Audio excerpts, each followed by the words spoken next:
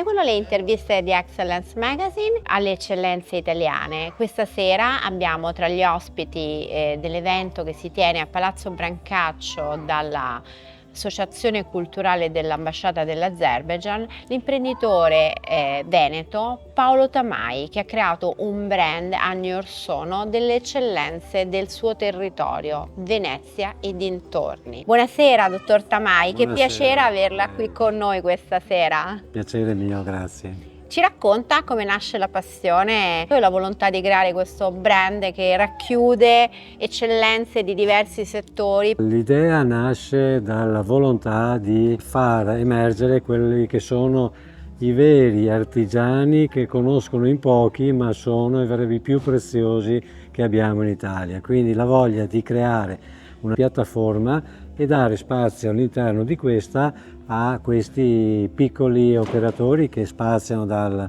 mondo dell'orafo al mondo dell'artigianato del vetro in Murano, in parte anche piccole aziende dell'agroalimentare. Questo per favorire quella che è l'idea di Venezia, l'eccellenza riconosciuta in tutto il mondo. So che ci sono dei progetti in itinere, in particolar modo in una delle diramazioni della passione che lei ha, le arti dedicate sempre a Venezia, all'eccellenza, le arti di My Venice. Cosa ha creato qualche anno fa? Abbiamo creato assieme ovviamente all'Orchestra Sinfonica del Veneto, il tenore maestro Cristian Ricci, questa unicità, la My Venice Orchestra. Un'orchestra composta da 25 elementi di sole donne con le quali noi ci vantiamo di poter portare in giro anche per l'Italia questa eccellenza aggiuntiva, perché ovviamente non esiste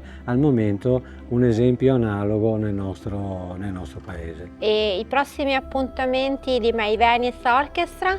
Allora, i prossimi appuntamenti saranno il 25 di agosto, il giorno precedente all'apertura della Mostra del Cinema di Venezia, dove realizzeremo presso l'Hotel Hungaria un concerto della My Venice Orchestra. Questo sarà il terzo anno e quindi sta diventando un appuntamento ormai che si sta consolidando anche all'interno della Mostra del Cinema. E poi so che c'è altro però. Il 25 novembre è la giornata mondiale contro la violenza delle donne. Stiamo organizzando la possibilità di portare al Palazzo di Vetro di New York il concerto della My Venice Orchestra. Io so che c'è la volontà di creare un concerto legato comunque alle tradizioni dell'Azerbaigian e forse a Venezia e probabilmente con la My Venice Orchestra. Questo potrebbe essere un appuntamento ovviamente per dare maggiore visibilità anche al paese dell'Azerbaigian.